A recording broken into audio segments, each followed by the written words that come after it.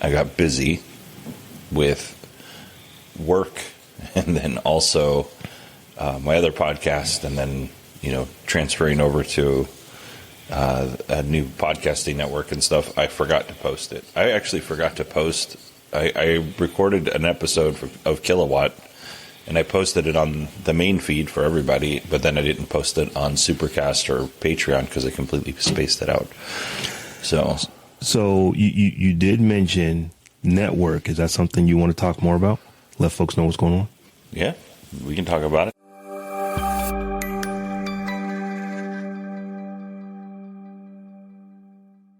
Believe, B-L-E-A-V network reached out, and they're like, do you want to be a part of our podcasting network? And I was like, sure. And there's not a lot of changes other than they're basically providing support and selling ads. That's effectively what it comes down to. And to this point, they've been very supportive. The transfer hasn't happened yet, but I signed the contract on Friday. What was Friday, the 14th? Mm-hmm. And I had to turn off ads in Supercast or in Acast, and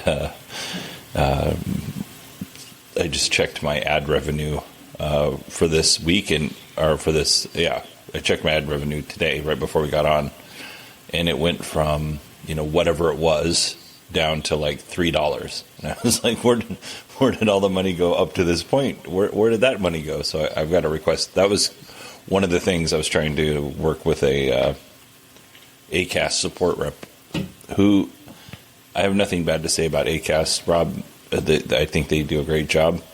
One of the things that is frustrating for a smaller creator like myself is if I have questions, I have to go into their support chatbot, and then at some point I'll get connected to a human, and they always take care of the problem, but it can be 36 hours from the time that I ask the question to the time the problem's taken care of. And that's not normally a big deal, but it is kind of frustrating because some of these things can be taken care of very quickly. With Believe, anything that I've had in terms of questions, in terms of like about the contract and kind of negotiate, because I don't want to have my show full of ads so that it's so annoying that people stop listening. Kind of negotiating how many ads are going to be on and in what positions they're going to be. They're very responsive. So anything that I needed from them, I got the answer back immediately. I had a couple questions about ad placement and where the ads would go. And they're like, hey, let's get you to Carter. It's not his actual name, but let's get you to Carter, and he will get you dialed in. And I had a phone call with that person at 1 p.m. So that was super fast, So let's take a step back and just talk about, what is a podcast network? What attracted you to it? Or attracted them to you, and ultimately, you back to them to say, hey, this actually might not be a bad idea. I know that many of the creators that we talk to, one of their goals is ultimately to monetize, their content, to ultimately be able to make some, to make some coin, to generate revenue off of the things that they're talking about or writing about or, creating vlogs about or whatever the case may be. So how is this working for what you're doing over at 918 Digital? So I would guess that you have like the Twit network, right, where Twit owns all the shows, or Wondery or something like that, right? Believe, from what I can tell, they have some shows, mostly sports content, which is actually a bonus because I've been thinking about starting a rugby podcast, and I'd like to see how the Kilowatt thing goes before pitching them a rugby podcast. But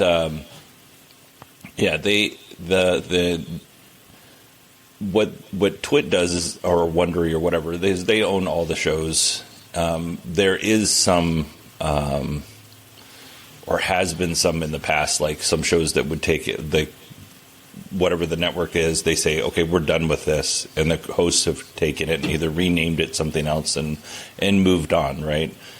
Or they've the network has just given them the show whole cloth, because it's not profitable for the network, but it's profitable for the hosts.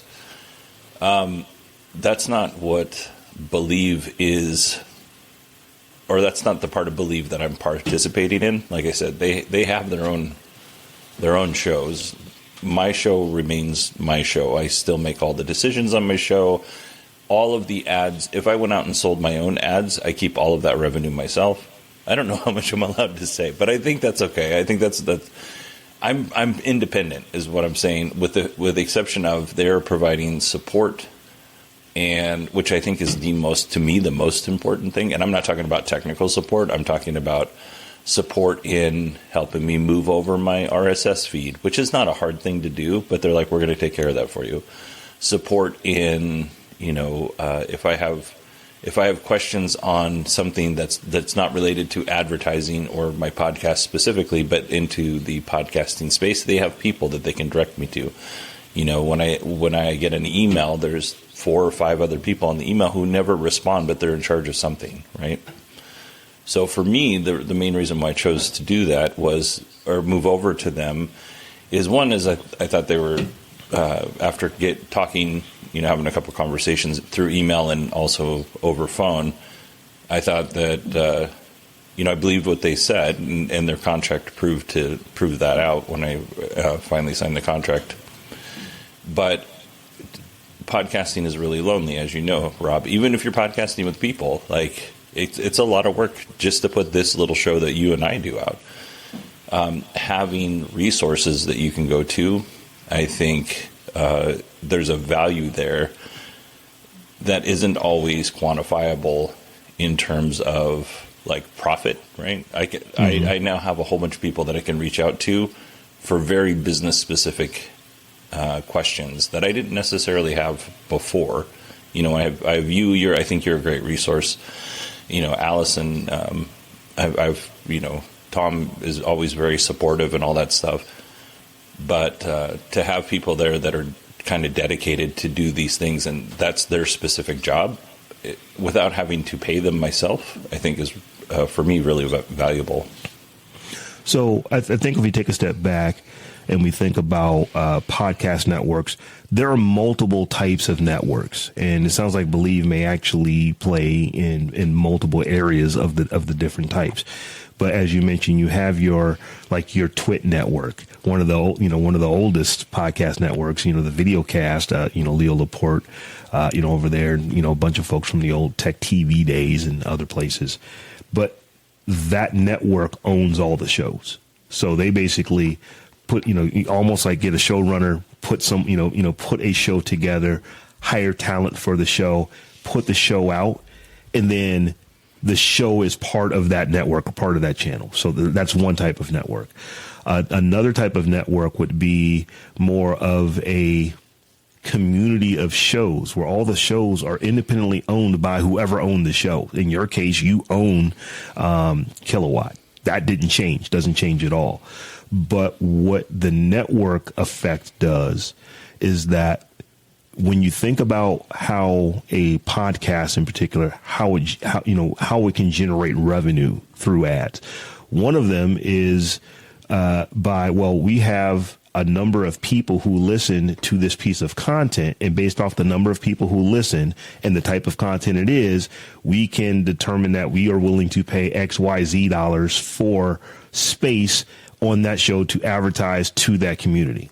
Well, if Kilowatt has, let's just say it has X number of listeners, but the podcast network has 10X, number of shows that are similar to Kilowatt that have the same type of audience, that they can now say, well, instead of being able to go to X number of listeners, we can go to 10X number of listeners and put this in front of, your audience. Well, many companies would pay more for that because they are getting more reach for the same ad that they ultimately create. They're paying more for the ads, but in the long run, it costs them less because they're getting in front of more eyeballs, which is ultimately the reason for creating ads in the first place. So what that does is it allows someone like Believe or a company like Believe who say, hey, Bodie, hey, other podcaster, we're going to create this community of shows. You own your content. You do what you've been doing. But now we can go out and do a group ad sale across all of your content together, which ultimately means that the reach is going to be bigger for our advertisers, which means they'll ultimately will pay more, which means that you can make a little bit more because you're now part of this bigger collective as compared to doing everything on your own. And you have someone who can help you with ad copy. You have someone who can help you with these things because ultimately there's a benefit to Believe as well because they are, they're making money as the holder of the network. Am I describing that in an accurate way? Yeah. And listen, Believe has no idea that I'm talking about this. I don't think I've said to this point anything that couldn't easily be publicly found, right? Right. But in terms of I don't have time to go out and sell ads. For me to do a host-read ad, that would require me to go find an advertiser, convince that advertiser that it's worth advertising on my show, and then follow up with that advertiser to make sure that the numbers that were promised in whatever the price, right, whatever we were agreed to for a price for that ad, add up. Right? They need to make sure that they're getting their money's worth. And advertising is kind of hard to see. Not always, but some advertising is kind of hard to see how well your advertising worked. So there's a lot of things that I would have to do on the back end that I have just not been willing to do. On the other side, if the podcast network or anybody for that matter came to me and was like, we'll take care of all of this for you. All you have to do is read the ad and you'll get paid a little bit more money. Sure. I don't have a problem with that. That's an easy thing as long as I don't have a moral problem with the ad. So, Kilowatt, I would gladly advertise for Exxon if Exxon was highlighting their renewable energy stuff that they're doing. And I think Shell has made big investments into EV chargers and things like that. I don't have a problem doing that. But I'm not going to advertise their gasoline business, or the oil side, right. Because I don't have a problem with that. I have a car that runs on gas. It's not that isn't a moral problem for me, but that's not what my show's about.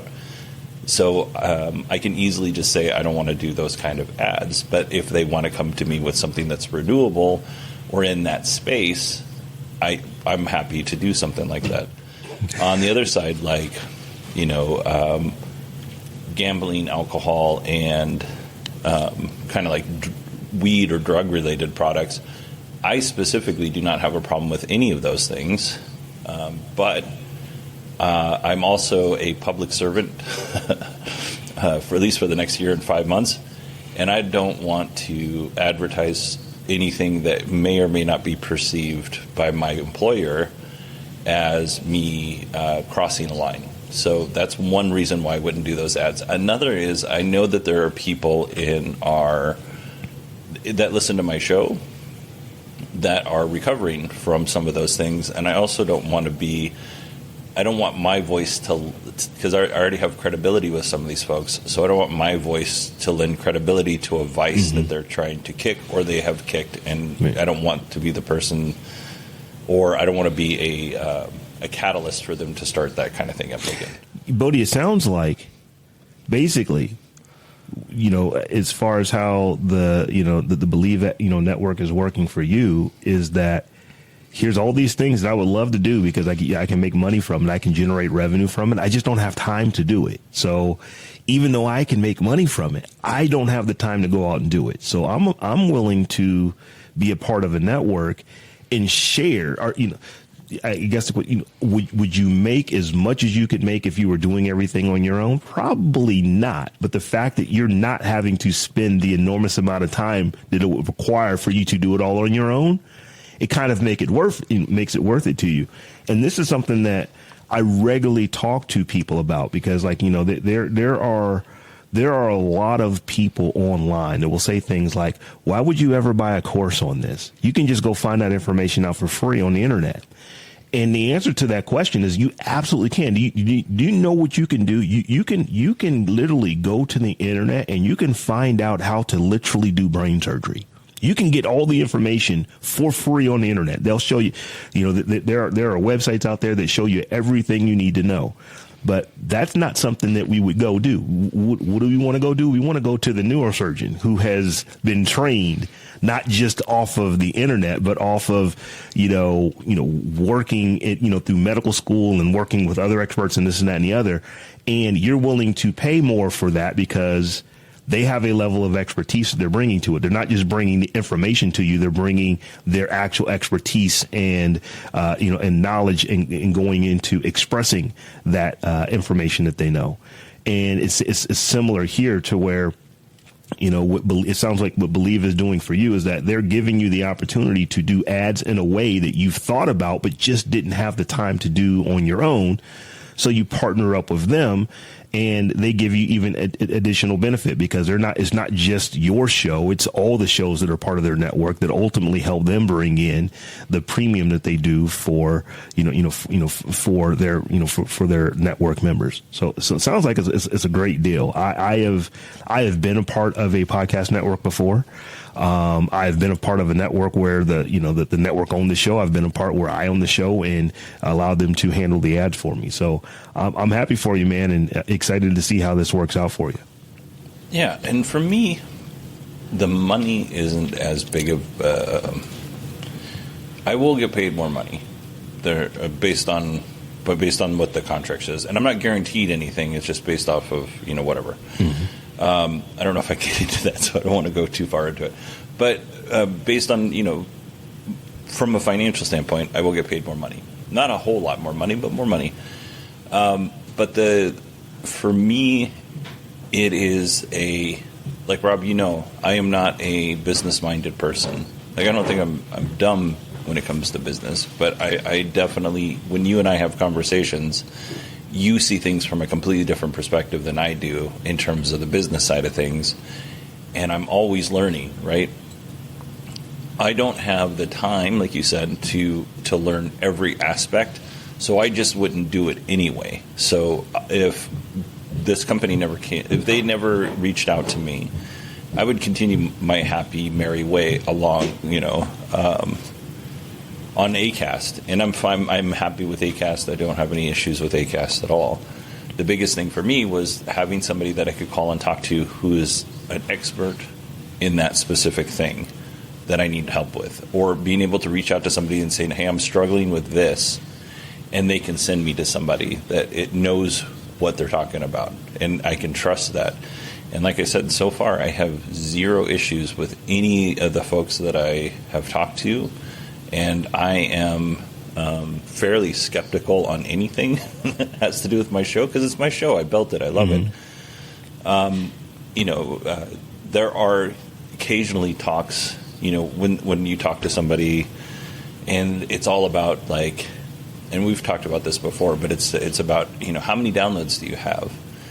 And in the grand scheme of things, I have more downloads than most podcasts, but less downloads than very successful podcasts, right? It's like I'm happy with where I am in terms of downloads because I have engaged listeners and I cannot keep up with the email or the communications that I need to keep up with the engaged listeners that I have. And for me to jump to that next step would require me to either hire somebody to help me with that kind of thing or, create, and we've talked about this, but create doing a better job of creating a community. At one point in time, I did have that, but it grew to a point where I couldn't manage it anymore, and I had to just kind of let things kind of fade away. So having people there to help me navigate this in a smart way, and it's not necessarily that they need to do all the work or anything, but having people that I can bounce that kind of stuff off of within an organization is, to me, the biggest benefit. The extra money would be nice for sure, but the actual support is huge. So Bodhi, what would you say to the listener who's like, oh, here we go, another show they're going to have ads. Now, you already had ads. It's not like you didn't have them before. It's something that you already had. But there are going to be probably different ones now. What do you say to the listener who's like, I really love your content, but you put ads in it, and now you're forcing me to listen to ads, in order to enjoy your content. What do you say to that person? Because there's a lot of them out there. If podcasting is anything I've learned in the last 20 years, there's a lot of folks out there who think that just everything that you do online should be free and everybody should be able to access it for free. And we're not going to get into the depths of that. But what do you do for those listeners who I like your content, but you got ads in it, and I don't want to have to listen. I don't want to have to hit the skip button. I don't want to have to, listen to someone advertise to me. Okay, there's two things that I do. And one sounds self-promoting, but it's not, right? One is like my Patreon. It's a pay what you want Patreon. So if you want to give me $5 or $10, which some people do, that's great. If you want to give me $1, which a lot of people do, also fine. Most people can afford $1 a month. So there's that part of it, right? The second part of it is if somebody has been with me for a long time, even if they've never subscribed to Patreon, and I don't know if I should make this complete, I don't know how public I should make this, but if somebody's like, hey, I just can't do the ads anymore, but I know they've supported the show for a long time, I have a Patreon. I pay for my own Patreon, and then I also have what Patreon gives me for my own test RSS feed, or for my own RSS feed, so I can test it out. I will send them the RSS feed for the Patreon that I pay for. I only pay $1, but I will send that to them because to me they're more valuable continuing to listen, even if they don't have. And even if they're not listening to that or they're contributing monetarily, because some of these folks are providing insight that I don't necessarily think I would have gotten otherwise. So if I perceive them as providing value, and that's a very low bar for me, one email to me is providing value, then I'm fine with it. I had me and another creator, and I'm not going to out the other creator, we received an email from a common person in our community. Like the same person follows both of our communities. And they said, listen, and I don't want to get into politics or anything like this. This is what they said. They're from a different country. They said, I can't do this with Donald Trump. And if I'm supporting your show, it feels like I'm supporting Donald Trump. So I don't know what to do here. I don't want to stop supporting your shows, but I'm done giving my money to American companies and businesses as much as he can, right? Totally fine. So my response back to him was, well, I don't know, I don't want to speak for so-and-so, but I will, here's the RSS feed. Then you don't have to give anybody money. You don't have to listen to ads, and you don't have to give anybody money, and you can continue listening to the show until you feel comfortable coming back. Because it's not an issue. I know what this person does for a living. It's not an issue of money for them. It's a principled issue, and I would rather continue them be a listener and part of the community. And ultimately, they just kept paying me money for paying for the Patreon and supporting the show, which is great. But if they had taken me up on that offer, I would have been fine with that too. I will just say this. You are a much nicer person I don't think that's than true. I am. Way more altruistic. So I have been wired this way for some time. I create content because I like to create content and and put it out into the world. And one of the things that, I have determined that I'm going to do, well, in order to offset the cost, because, this podcast mic wasn't free. These lights that are illuminating me, that are in front of me and behind me and to the side and all that, they're not free. podcasting, if you make it, can be an expensive hobby. If you like to have all the gadgets and the gear. I mean, I've got mixers and stream decks and 1, 2, 3, 4 monitors in front of me and a camera and lights and all this stuff. And there's a cost to that. So what I've decided is, you know what? These particular companies want to put their product in front of the demographic and the psychographics of people who listen to the content that I create. So that is a way that I can offset that. But I get that some people say, I don't want to listen to ads. So one of the things that we do so that you don't have to listen to ads is that we've created a Patreon. And I'm not doing the $1 one. I think you were doing that when you still could, and they keep you going farther. Then I don't even think you can even do $1 any longer. I would have to upgrade my account. If I upgrade my account, I would have to get rid of that option for people to have. So I came into Patreon after that. So I think the lowest tier that I have is like $3 a month, and it goes up from there. There's multiple tiers, but there's always, if you don't want to listen to the ads, you can go to Patreon, and if you become a patron there, then you will get a ad-free stream. So you can listen to all the podcast content. You can watch all the podcast content that you want, and you will not see any ads in that content. And for 99% of people, those two options work. You either get the ads because you don't want to pay something like Patreon, you don't want to have a subscription, or you don't want to have the ads, so you get the subscription. It works for like 99% of people. There are always these folks, and it doesn't really even bother me anymore because it's just like, this is just how people are wired. And it's like, I've had people tell me this. Oh, so it's just a money grab for you. If I don't give you money, I now have to be bombarded with ads. And it's like, no, you don't. You could not listen.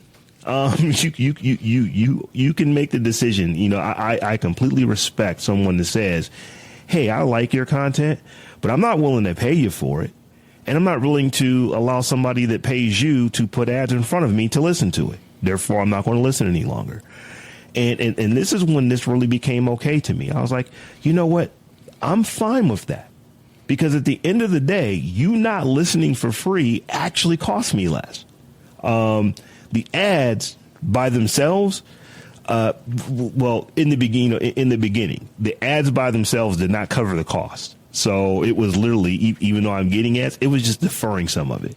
Mm-hmm. So I've just really put it in my mind like that. It's like, hey, I understand that there's some people that they just are, for whatever reason, they're not going to listen to ads, and they don't want to, they don't want to become a subscriber.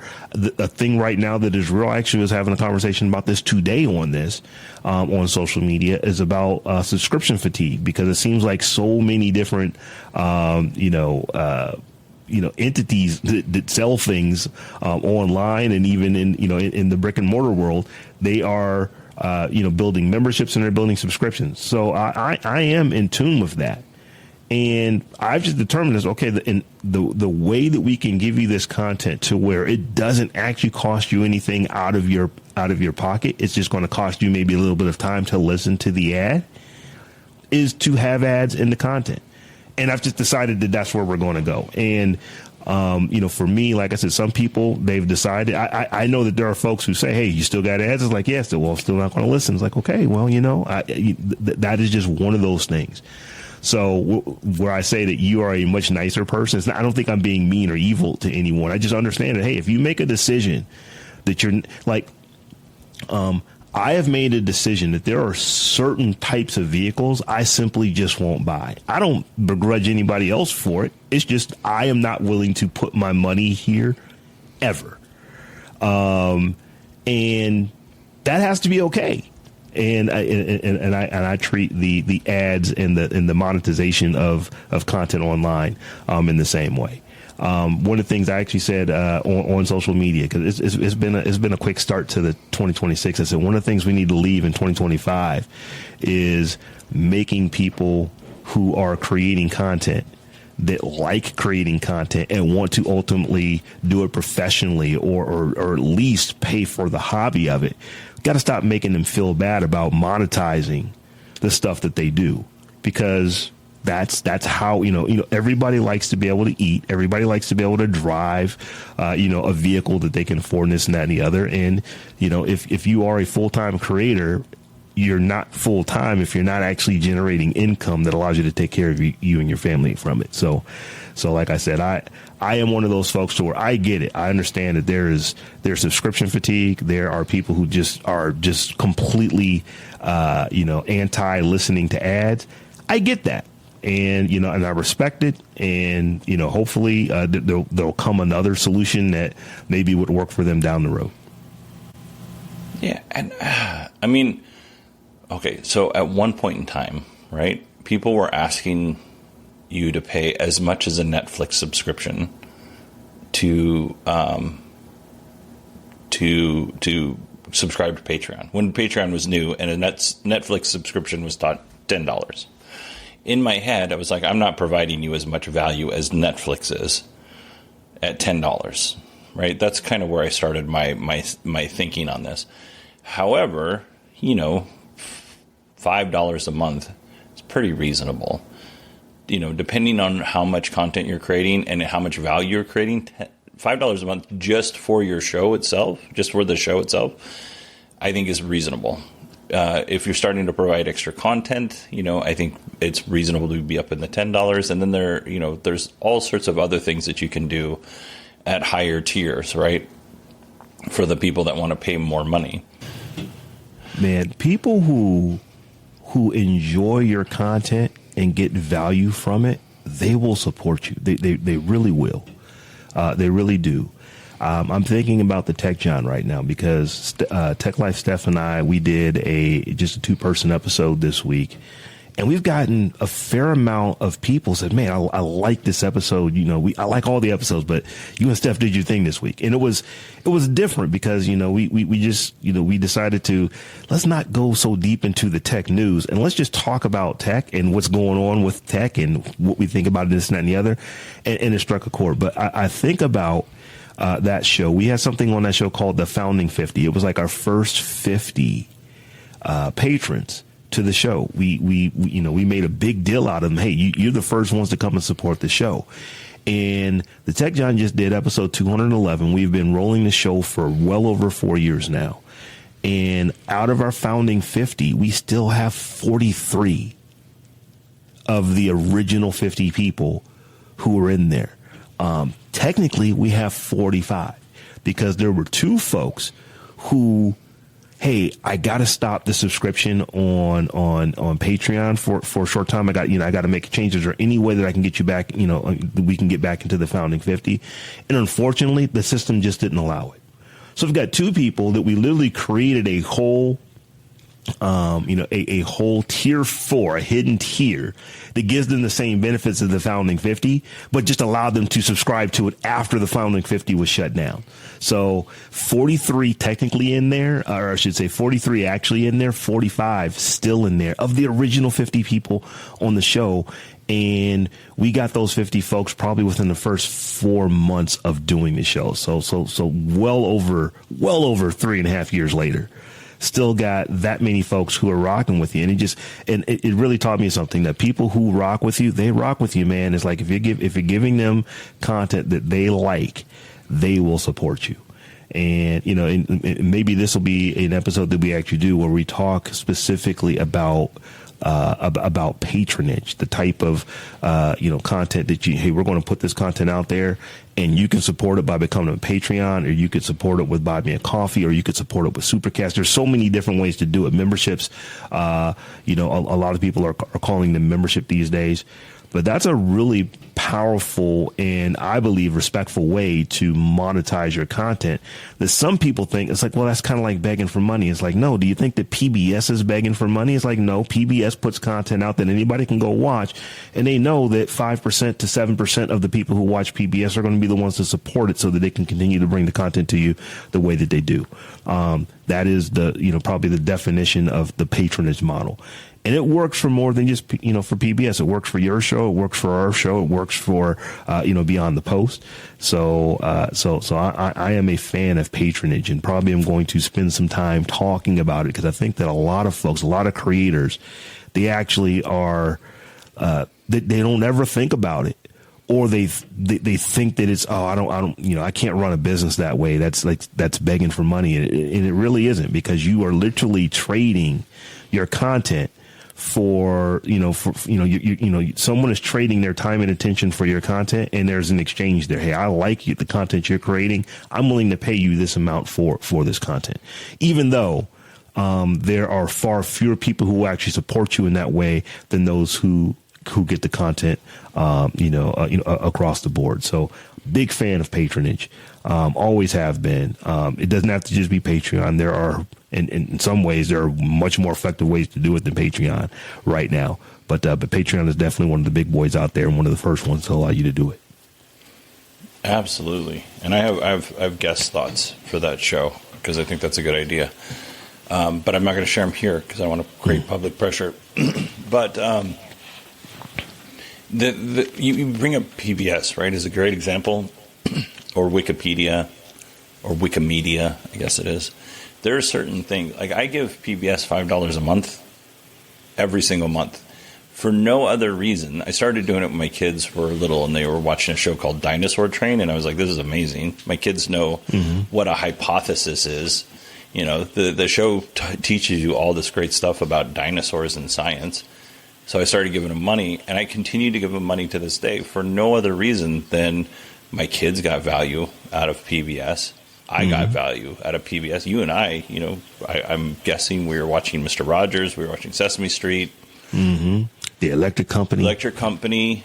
Morgan Freeman. 1, 2, 3, 4, 5, 6, 7, 8, 9, 10, 11, 12. Ooh. Anyway, I want that kind of content to be around for my grandkids and other people's kids and stuff like that, because there's value to it. In that, I can't remember where I was going after this. That was my first point. I'm not sure I had a second point that's worth mentioning, but yeah.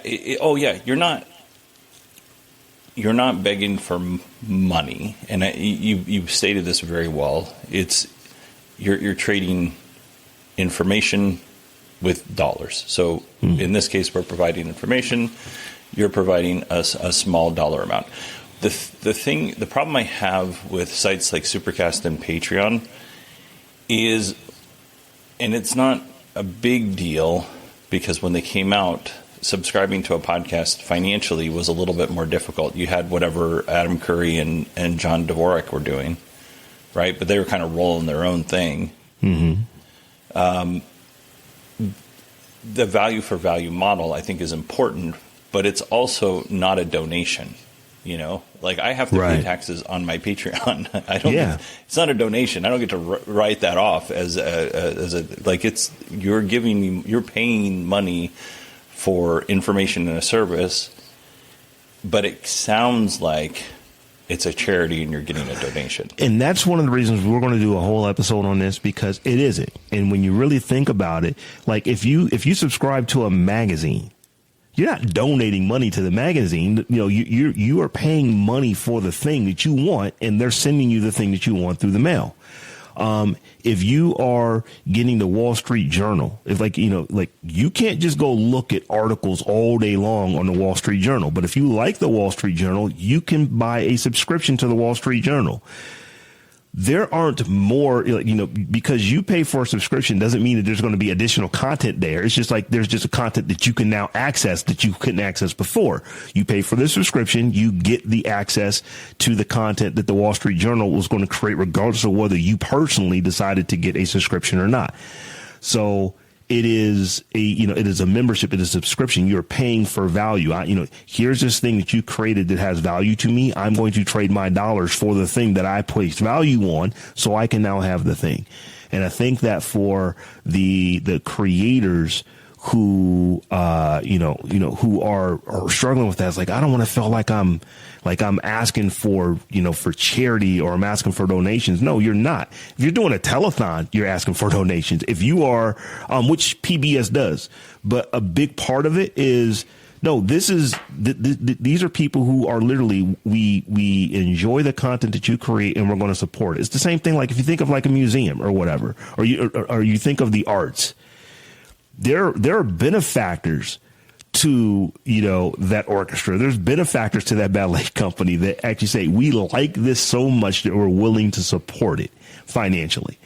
And that's how I have had to wrap my head around the patronage model, the buy me a coffee. It's like, no, you're not buying me a coffee because you're hooking me up. You're buying you a coffee because you're hooking yourself up. You believe that the content is worth something, and I'm going to fund it in this way so that so that you can continue to do the things that you do.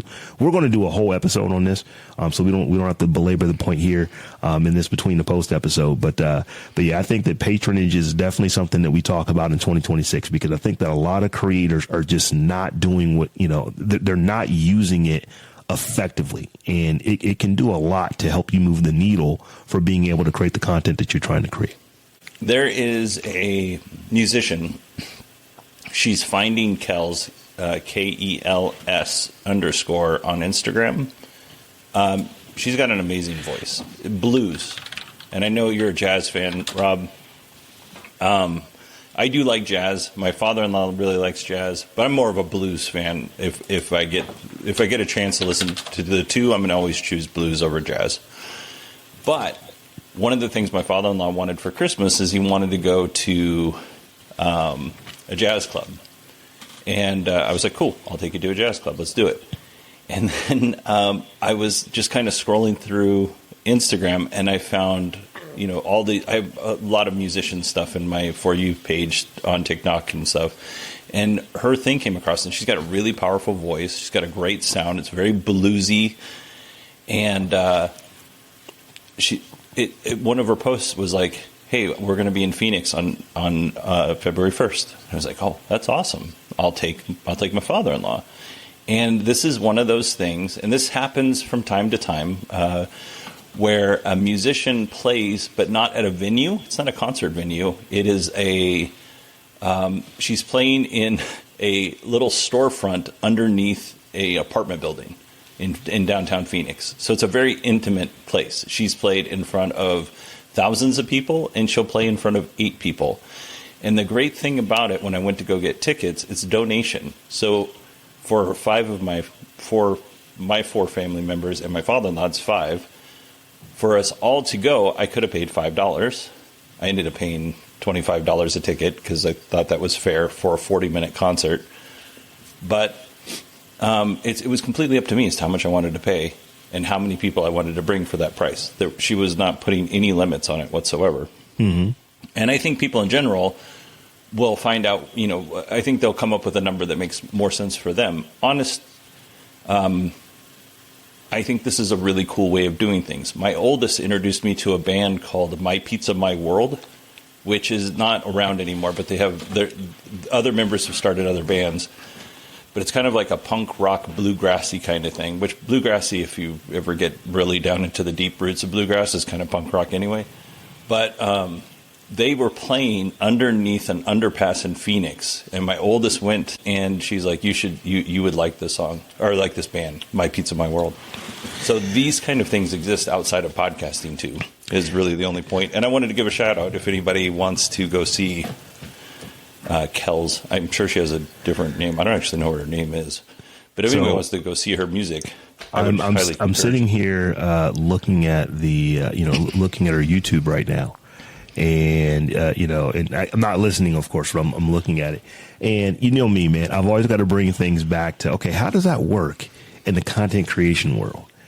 And basically what Kels has done is she's created an email newsletter to where she can do this through Instagram, like she did with you. That's how you saw it. She can do this through YouTube and YouTube Shorts, and I'm assuming she's probably on TikTok and other things like that.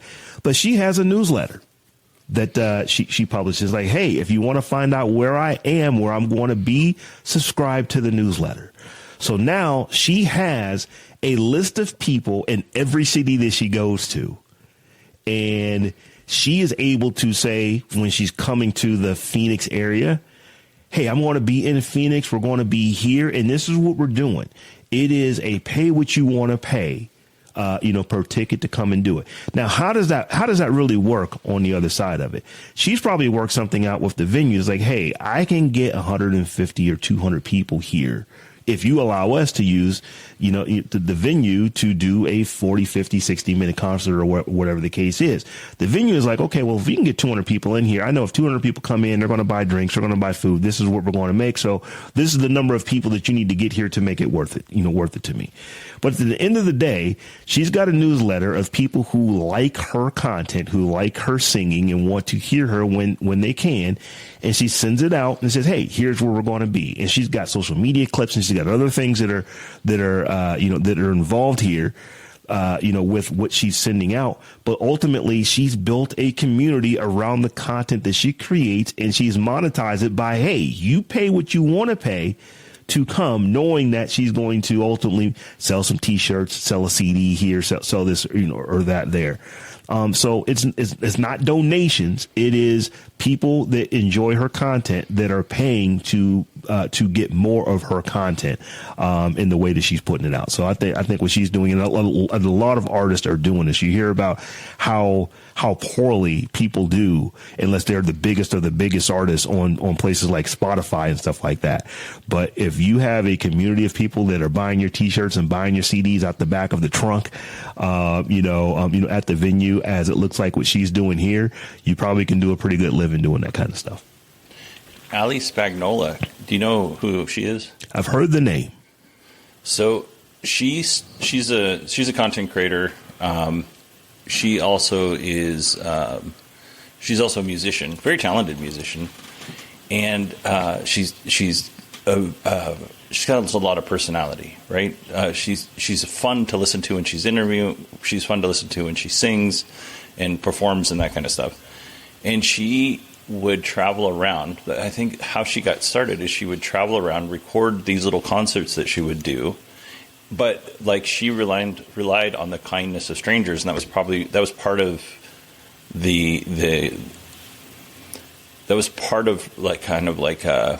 her aesthetic. I don't know quite how to say it, because it wasn't like it was part of the story, I should say. Mm-hmm. But she would rely on the kindness of strangers, and she'd like sleep on their couch or in their guest bedroom and stuff like that. So she could travel all around the country and do these. I think it was called the Power Hour or something like that, and it had to do with some of it was drinking game and beer, and I don't know. I can't remember exactly what the whole story was. It was so long ago, but that was part of her thing. And then she was able to parlay that into a successful YouTube channel. And now, I'm sure she still performs on some level, but most of what she does right now is on YouTube. So, it's not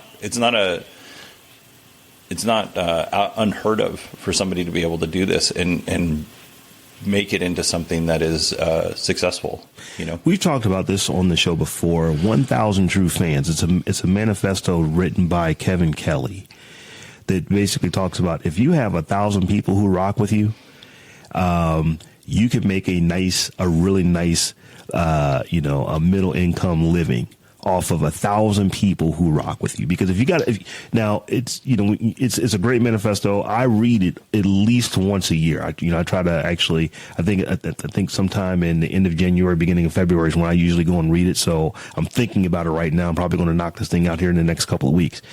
But it is an interesting way to think that if you just get 1,000 folks who truly rock with you and are, if you're going to show up in the city, they'll come see you. If you put an album out, they'll buy it. If you're selling a T-shirt, they'll get one. It only takes 1,000 folks to really do it, because it's like, okay, well, yeah, if you got 1,000 people that'll spend $100 a year on what you do, it's $100,000, and that doesn't include all the other folks who aren't the rabid fans, the 1,000 True Fans. Because in order to have 1,000 True Fans, you have to have fans who aren't in that 1,000. So, and you can, ultimately monetize, that group as well. But it's a really interesting read. And, for me, it actually made possible, okay, well, here's how you can make money with this content. I know right now that you could do this, I could do this, but we could say, hey, we're starting a new thing up. Go check it out here. people who already are rocking with us and following us, there's going to be some bleed off on that. No, will everybody come listen? Absolutely not. But if you have 1,000 people and you say, hey, I'm doing this new thing, come check it out. Here's what it's about. If you think you're interested, come take a look. You'll probably get, 150, 200 that would come take a look at it. And that's often all you need to get started with something. All right, Rob, if we talked a little bit about Patreon. If people wanted to support this show on Patreon, where would they go? Go to Beyond the Post, beyondthepost.fm. And if you head over there, you're going to find all of our stuff. So you'll see a link to the podcast. You'll see a link to the Patreon. You'll see our email addresses. Just go to beyondthepost.fm, and you can find everything that we're doing, Patreon and everything else right there. Perfect. All right, everybody. Thank you so much for listening to this episode, and we'll talk to you next time. Have a good one, folks.